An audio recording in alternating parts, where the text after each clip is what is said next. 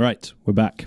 So I've nice and refreshed, had a little break, had a bit to drink, and I can crack on now with the main portion of this practice session, which is actually learning one of my pieces. Now, I'm still in the very early stages of this project, so this piece is by no means finished, it's barely written, but there are sections in it that are something like finished. So I'm actually going to focus on one of those sections today. Again, this comes back to goals, really. This is essentially gearing up to be... So this is a 5-page snare drum solo. A lot of this is very early draft, but nevertheless, the overall form and structure is completed, which I'll talk about in another video. But I can't do all of that in one go. I can't learn a 5-page solo all in one go. We have to break it down and we have to focus. So I know that the final section on the 5th page is essentially finished. Now, this is a very short section. It is only 6 bars long. So that's perfect. That's a perfect place for me to start because it's short and it's self-contained. So I don't need right now to worry about the rest of that piece. And essentially I'm doing 2 things here.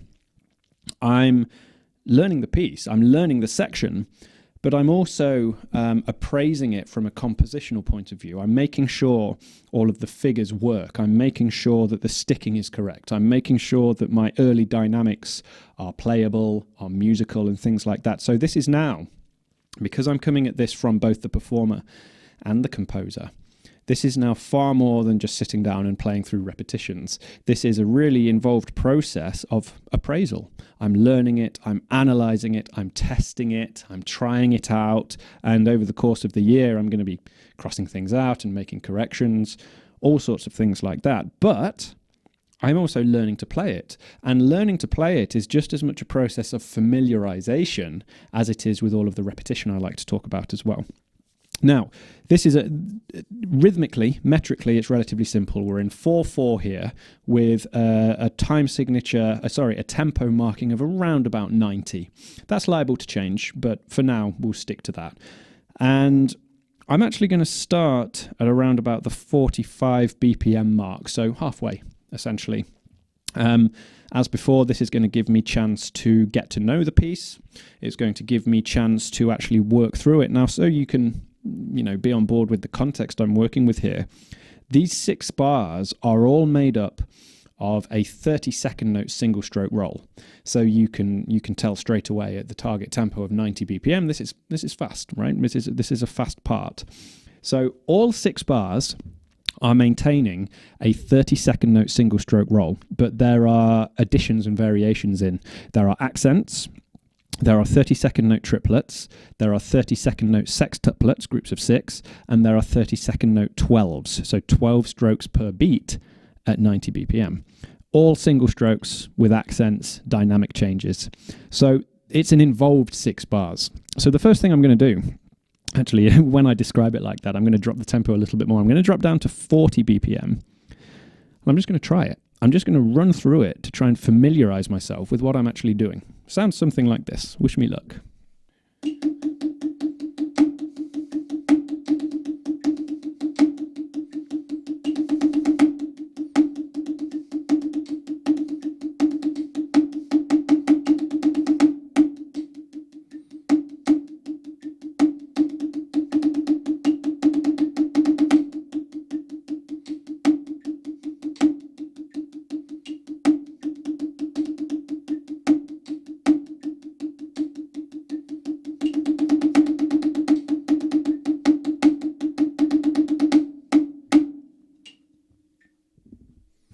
Okay, so there's the 6 bars. At half speed or at less than half speed, it doesn't sound like much and it doesn't feel like much at this stage. But there's a few things I noticed straight away. First of all, because of the groups of 3s and 6s predominantly, the sticking changes hands partway through. So it begins with a right-hand lead and it very quickly switches to a left-hand lead because of the accents and because of the 6s and the 3s. I totally missed some of the dynamic markings. This has got I remember from writing it, because I've only just written it, the dynamics swell and drop and swell and drop. So the whole idea is this crescendo effect that builds quickly and then drops back down, and builds quickly and drops back down. And I can see this, the piece, the section is littered with crescendos, but I didn't play them, or at least I missed them, because, you know, this is the first time approaching it as a player. Let me try that again.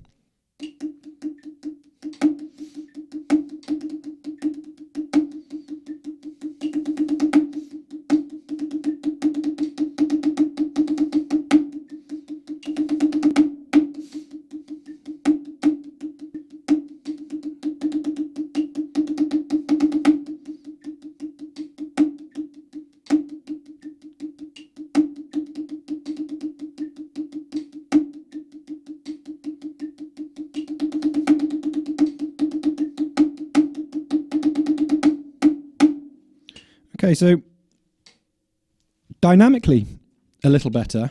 I made a mistake in one of the rhythms there, which threw me off, or I think I missed an accent. So what I'm going to do now, I'm going to stay at 40 because that's giving me plenty of time to focus on everything.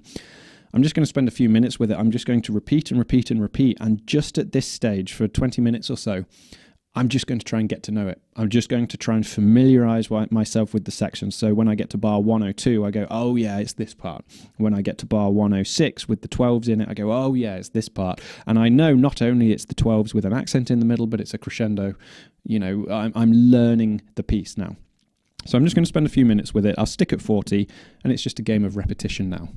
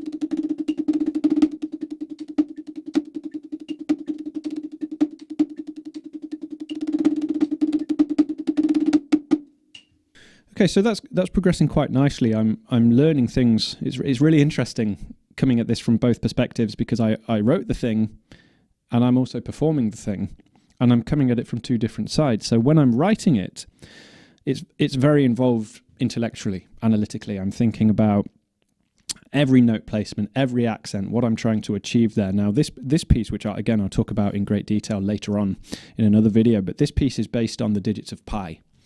So the accents are placed based on the digits of pi. I won't get into that now, but it creates some really interesting accent figures. But when I'm and I know that intellectually because I wrote it and I filled in the gaps between the accents and all of that. But while I know that intellectually from the composer's perspective, I don't know that from the performer's perspective, because when I'm reading the bar here, at least on the first few approaches like this, I don't know the number of notes between those two accents in bar 101. I don't know the number of notes between that accent in the next one.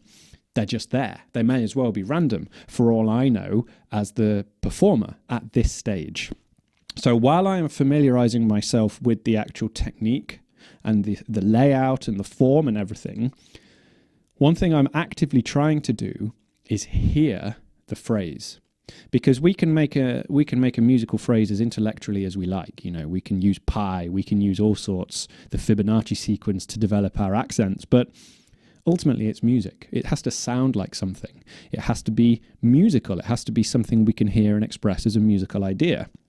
So I'm trying to hear what that musical idea sounds like now. So we take this first bar.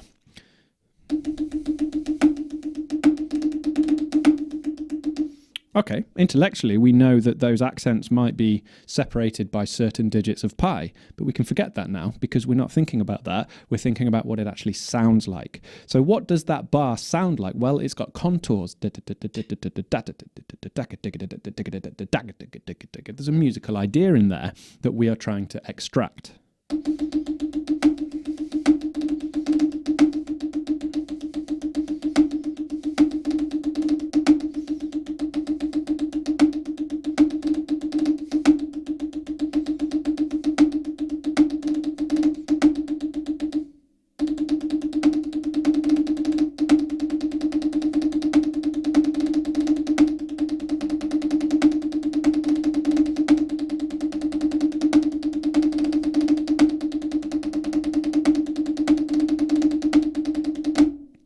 So once we start to get a little bit more comfortable with it and familiar with it, speed it up a little bit, we can start to actually hear the phrase we're playing. Now, I wasn't playing at 40 BPM there. I wasn't using metronome at all because I'm now leading with my ears. I've changed my focus a little bit to the musical expression. Well, what's the musical idea I'm trying to play? What does it sound like? Can I sing it to myself? If I can sing it to myself, I'm going to have a much better chance of playing it.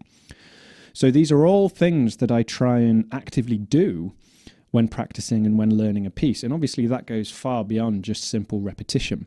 Repetition, focused repetition, is absolutely vital for our technical growth, but for our learning, it's completely holistic.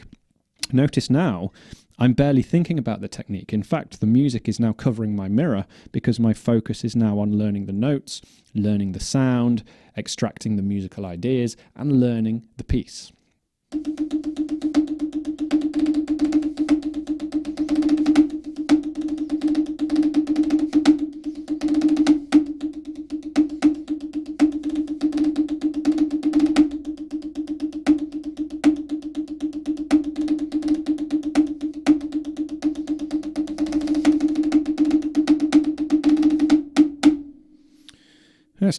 It's tough, but I can start to hear what's happening now. Okay, I can hear the accent patterns starting to emerge, and I can hear the function that those 30-second note triplets are now fulfilling. When you play those 30-second note triplets down at 40 BPM, they almost sound like you're just playing sloppily. But when you start to pick it up and you hear those triplets in context, you go, oh, okay, I understand now the function that they're there to serve. Again, it's all about extracting the musical idea from the page.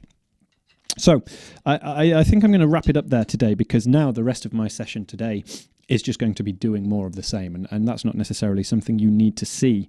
But I hope that has given you a few things to think about for your own practicing and a few insights into what I'm getting on with behind the scenes. So this piece has got the working title of Awakening. And as I say, it's in very early stages at the moment. I've got the structure laid out and much of the vocabulary, but it's going to go through a lot of changes over the next year. But I'm pretty confident that this final section is somewhat finished. So thank you very much for watching. If you've made it this far, I hope this has given you some insights. As I say, feel free to send through your questions, feedbacks, comments, or anything like that. And otherwise, I look forward to seeing you on the next one. And of course, good luck with your own practicing as well. Thanks very much.